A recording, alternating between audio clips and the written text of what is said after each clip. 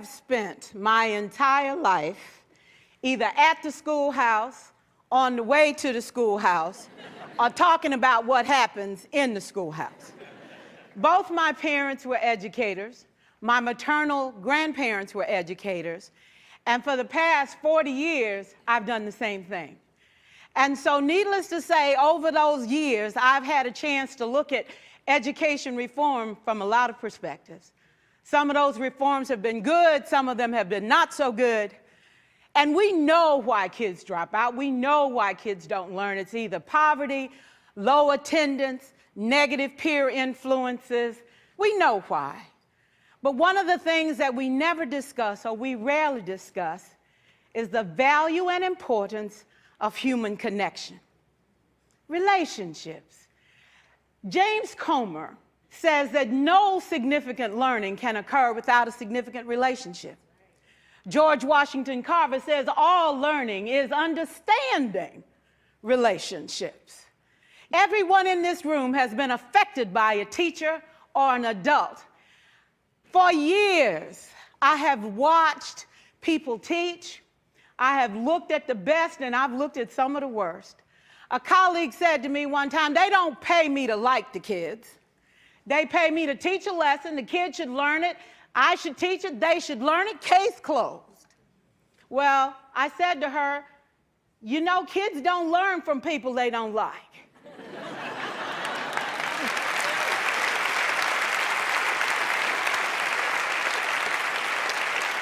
She said, that's just a bunch of hooey. And I said to her, well, your year is gonna be long and arduous, dear. Needless to say, it was. Some people think that you can either have it in you to build a relationship or you don't. I think Stephen Covey had the right idea. He said you ought to just throw in a few simple things, like seeking first to understand as opposed to being understood. Simple things like apologizing. You ever thought about that? Tell a kid you're sorry, they're in shock.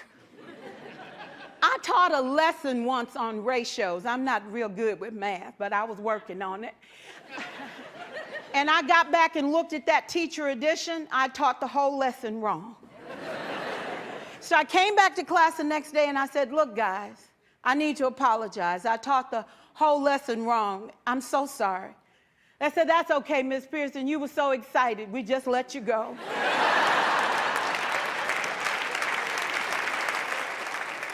I have had classes that were so low, so academically deficient that I cried.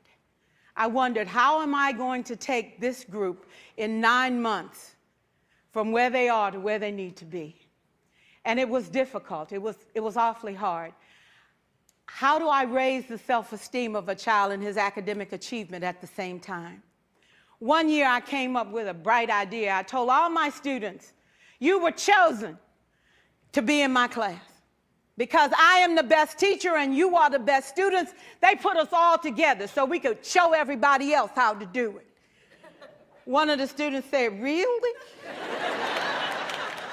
I said, really? We have to show the other classes how to do it. So when we walk down the hall, people will notice us. So you can't make noise, you just have to strut.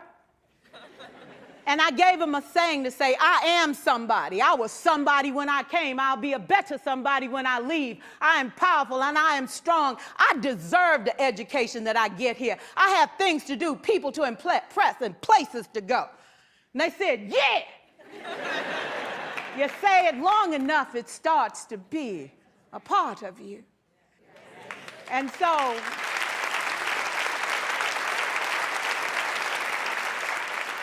I gave a quiz, 20 questions. Student missed 18. I put a +2 on this paper and a big smiley face.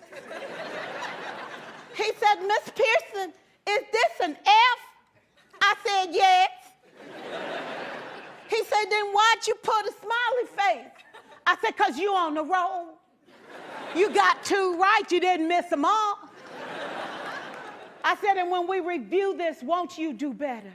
He said, yes, ma'am, I can do better.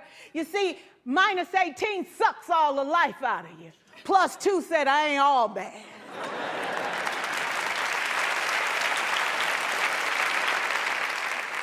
4 years, I watched my mother take the time at recess to review, go on home visits in the afternoon, buy combs and brushes and peanut butter and crackers to put in her desk drawer for kids that needed to eat, and a washcloth and some soap for the kids who didn't smell so good. See, it's hard to teach kids who stink. And kids can be cruel.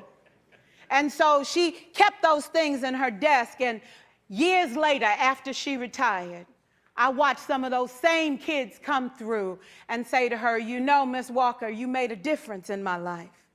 You made it work for me. You made me feel like I was somebody when I knew at the bottom I wasn't.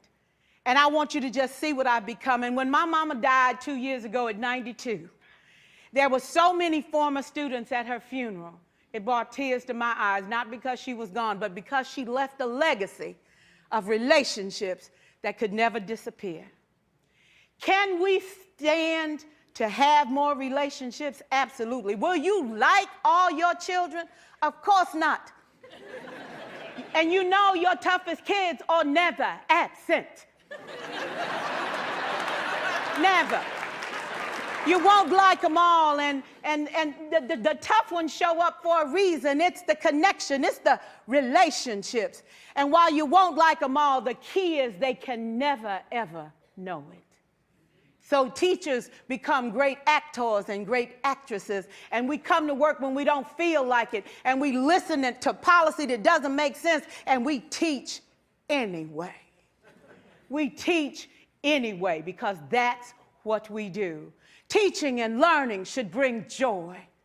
How powerful would our world be if we had kids who were not afraid to take risks, who were not afraid to think, and who had a champion? Every child deserves a champion, an adult who will never give up on them, who understands the power of connection and insists that they become the best that they can possibly be. Is this job tough? You betcha. Oh God, you betcha. But it is not impossible. We can do this. We're educators. We're born to make a difference. Thank you so much.